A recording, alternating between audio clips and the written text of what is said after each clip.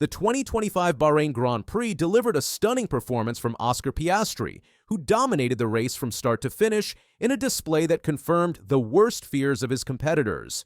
The Australian driver showcased exceptional skill and composure throughout the weekend, establishing himself as a serious contender in the Formula One championship battle. McLaren arrived in Bahrain with high expectations. The team had performed impressively during preseason testing at the same circuit, and the conditions seemed tailor-made for their MCL 39. The hot desert climate and high tire degradation surface of the Sakir circuit favored the McLaren's strengths. Qualifying confirmed these expectations as Piastri claimed pole position with a commanding lap of 1 minute 29.841 seconds. Meanwhile, his teammate and championship leader Lando Norris struggled, managing only 6th on the grid after losing crucial time in the first sector. Norris appeared visibly disappointed, telling reporters, "For Red Bull and Max Verstappen, qualifying proved challenging." Well, I mean, we've seen you take pole, so what happened today? Just no confidence, idea. Or honestly, no idea, just not quick enough. how can you turn this around tomorrow? It's just another day, so look into things, see why I was struggling so much today, and try again tomorrow.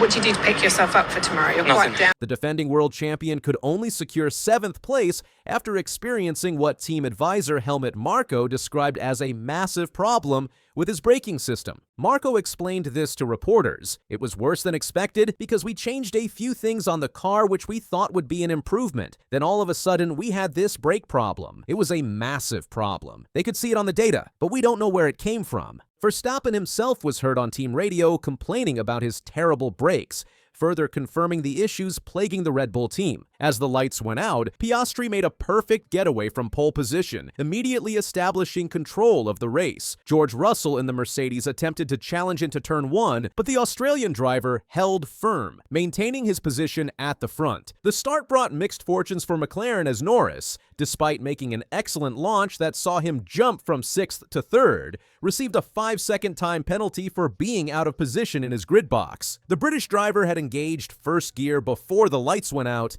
causing his McLaren to roll beyond its designated position. Most teams opted to start the race on soft compound tires, while Ferrari chose a different strategy with medium compounds for both Charles Leclerc and Lewis Hamilton. This tire strategy would play a significant role later in the race. Norris pitted early on lap 10, serving his 5-second penalty while also attempting to use the undercut strategy to recover positions. Verstappen also came in on the same lap, but his stop was problematic. The Red Bull driver remained stationary for nearly 5 seconds when the automated green light, which signals drivers to leave, failed to activate. Adding to Verstappen's woes, the team fitted hard compound tires to his car, while most rivals opted for mediums. This proved to be the wrong decision, as the Dutchman soon found himself struggling for grip and complaining about overheating issues. Russell pitted from 2nd place several laps after Norris, emerging just ahead of the McLaren driver. Race leader Piastri came in 1 lap after Russell, maintaining his lead with a fresh set of medium tires. Ferrari's strategy began to pay dividends mid-race. After starting on mediums and pitting later, Leclerc found himself with fresher tires and managed to overtake Norris for 3rd position on lap 25. Hamilton also benefited from this approach, passing several cars, including Verstappen, who was increasingly frustrated with his car's performance. Verstappen's difficult day continued when he made his 2nd pit stop on lap 27. Issues with detaching the right front tire resulted in a 6.7-second stoppage, dropping him further down the order. The complexion of the race changed dramatically on lap 32 when Carlos Sainz's Williams and Yuki Tsunoda's Red Bull made contact, leaving debris on the track. The safety car was deployed, eliminating Piastri's 7-second lead and bunching the field together. Most drivers took advantage of this opportunity to make a pit stop under safety car conditions.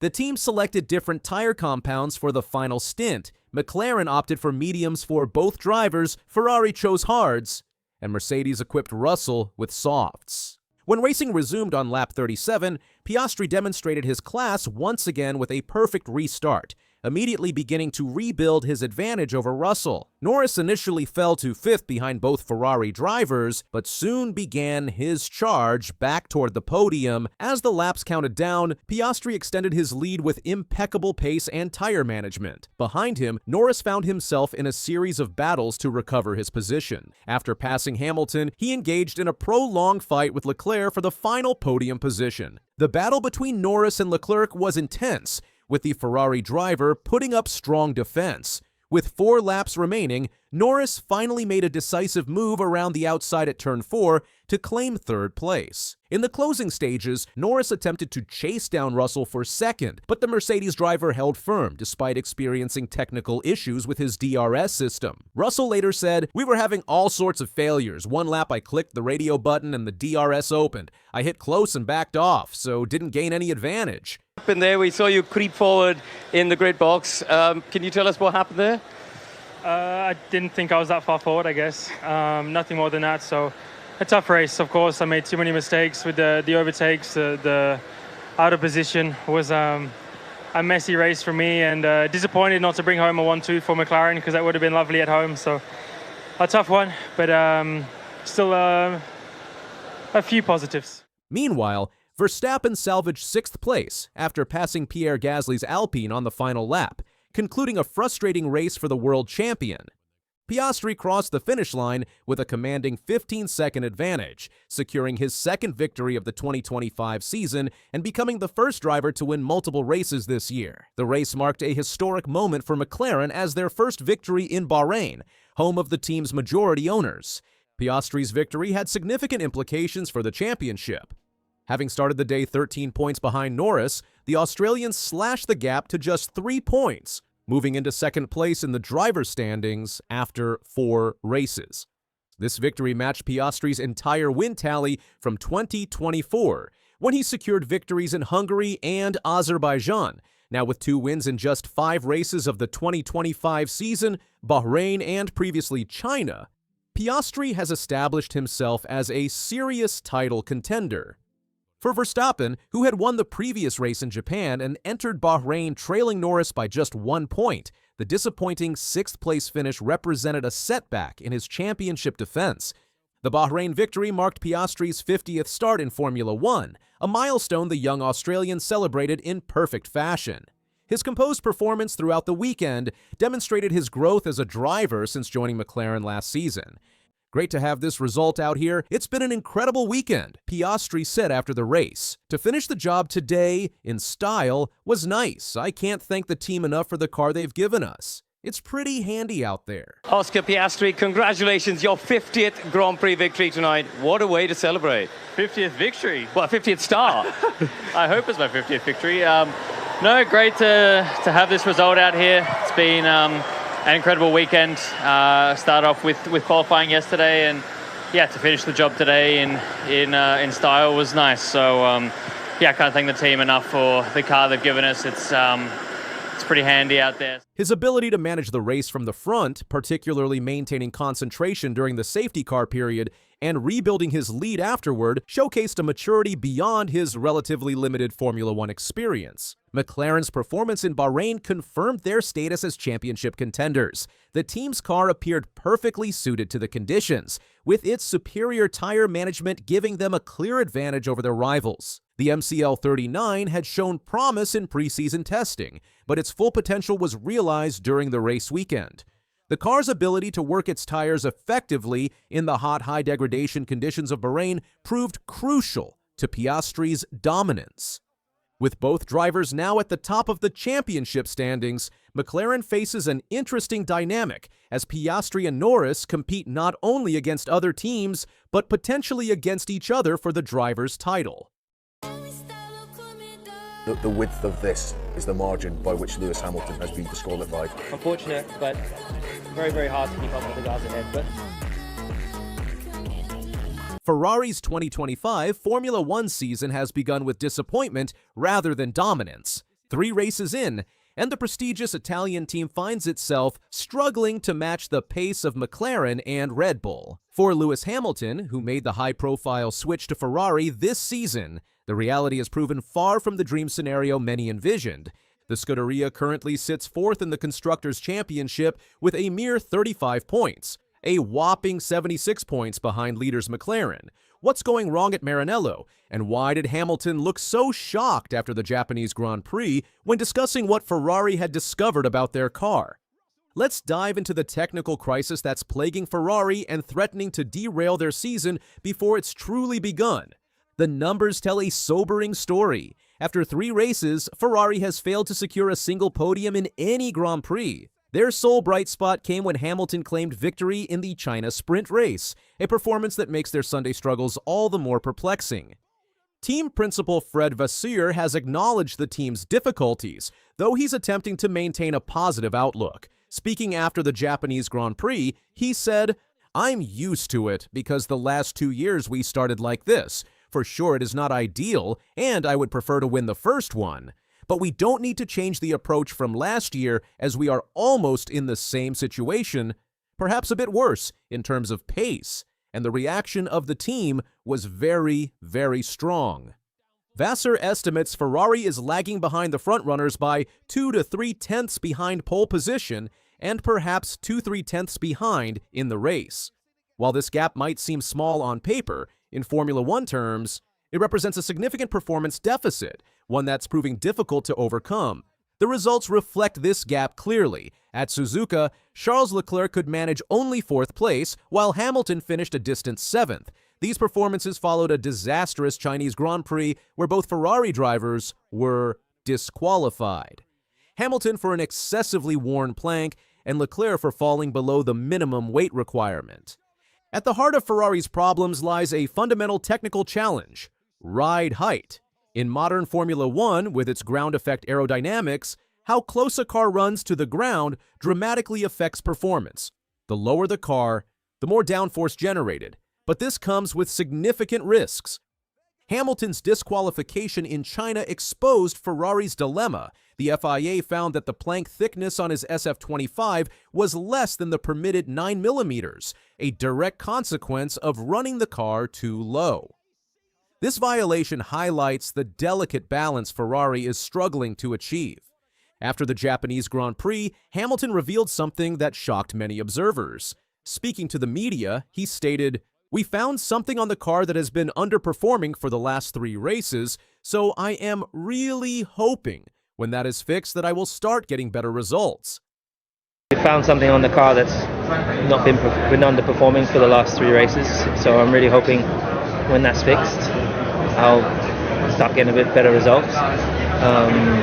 But yeah, I mean, I'm losing just over a tenth a lap with this issue we have, so I'm hoping in the next race it's fixed. This revelation confirmed what many had suspected. Ferrari is grappling with a specific technical issue impacting their performance, particularly with Hamilton's car. The ride height problems facing Ferrari are multi-layered and complex. To understand them, we need to examine how the SF25 is behaving on track. Ferrari appears to have designed their 2025 Challenger with a slightly softer rear suspension approach compared to their rivals. While this offers advantages, particularly in low-speed corners where mechanical grip is crucial, it creates significant challenges elsewhere. When the car accelerates to higher speeds, the increased downforce pushes the rear down, causing the car to squat. This squatting motion leads to the plank making contact with the track surface, especially over bumps and through high-speed corners, resulting in excessive wear. In China, Hamilton's infringement specifically involved the rear skids being worn down too much, a clear indicator of this squatting issue. The team faces 2 potential solutions, neither ideal. First, stiffen the suspension. This would prevent the squatting, but at the cost of mechanical grip in slower corners. Second, raise the ride height. This would keep the plank from wearing down, but would reduce downforce across all speed ranges, making the car slower overall. For Japan, Ferrari opted for the second approach. Hamilton confirmed this strategy, stating, "We are running higher than we would like. I don't know if everyone is in the same boat in that respect, but particularly obviously, after the last race, we're a bit higher than we want to be." The most surprising element of Hamilton's post-Japan comments was his revelation about a specific issue affecting his car. When asked if Ferrari was confident they could solve the problem, Hamilton replied, "They are aware of it. They don't know what's caused it or why, so when the new component comes, it will be gone, and it will be the same with both cars. Considering that, I'm relatively happy with the race pace that I did have, given what I had. Otherwise, a good performance from the team. The engineers and the mechanics all did a good job." I think it's just they're aware of it and they don't know what's cool, they don't know why. And so, as I said, when the new component comes, hopefully it'll be gone and it'll be the same across cars. Considering that, I'm relatively happy with the race pace that I did have, given what I had. But otherwise, good performance from the team, and I think myself and Ricardo, I think, did a really good job, and the engineers and mechanics also. This statement suggests Ferrari has identified a component failure or design flaw specifically affecting Hamilton's car, costing him just over a tenth a lap. While this might not sound significant, in the ultra-competitive world of Formula One, a tenth of a second can represent several positions on the grid. Sky Sports F1 pundit Jacques Villeneuve interpreted Hamilton's comments as confirmation of wider issues. He said, "It gives credit to the rumor that there's something at the rear and they have to run it higher, and so on." So, it sounds like a stiffness issue somewhere. Something that's happening, and it looks like they are making a whole new bit because they are not sure which one is creating the issue. Fellow commentator Naomi Schiff added, "It does sound like they have an inherent problem with the car which needs to be solved before they can make real progress." Ferrari team principal Fred Vasseur has been quick to dismiss speculation about a fundamental design flaw in the SF25. Instead, he portrays Ferrari's challenges as part of the normal development process all teams face with the current generation of cars.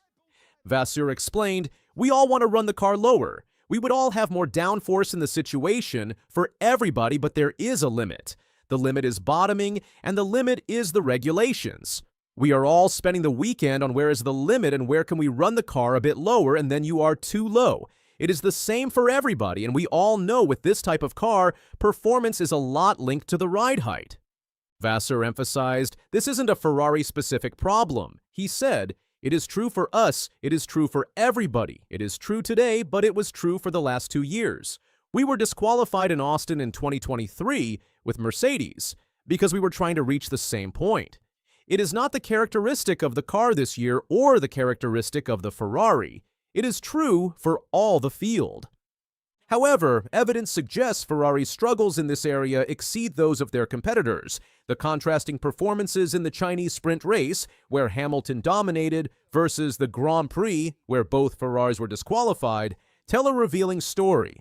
Sprint races feature cars with significantly less fuel, around 40 kilograms compared to 110 kilograms for a full race, and cover only 1/3 the distance.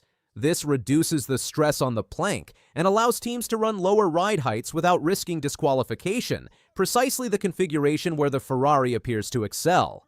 Lewis Hamilton has finally identified a critical issue with his Ferrari SF25. The 7-time world champion revealed this after another disappointing performance at the Japanese Grand Prix. Could this be the turning point for his troubled Ferrari debut season? Hamilton finished a lackluster P7 at Suzuka, continuing his string of underwhelming results since joining the Italian team. But now he's pointing to a specific car problem that's been holding him back for 3 straight races. We found something on the car that's been underperforming for the last 3 races, so I'm really hoping when that's fixed, I'll start getting a bit better results. But yeah, I mean, I'm losing just over a tenth a lap with this issue we have, so I'm hoping in the next race it's fixed. Hamilton's start with Ferrari has been anything but smooth. In Australia, he struggled through wet conditions in a car he'd only driven in dry testing. The result? A disappointing 10 peso finish. China showed brief promise when he converted a pole position into victory during Saturday's sprint race, but Sunday's main event saw him slump to P6 before both Ferraris were disqualified for failing post-race inspections. Japan offered no relief. Hamilton qualified P8 and finished P7, making one of the few overtakes of the race when he passed rookie Isaac Hajar. The championship standings tell a brutal story. Hamilton sits 8th, trailing leader Lando Norris by a massive 47 points after just 3 races. Ferrari's constructors' position isn't much better, with only 35 points as McLaren pulls away at the front. The big question, what exactly is this mysterious problem that's costing Hamilton precious time?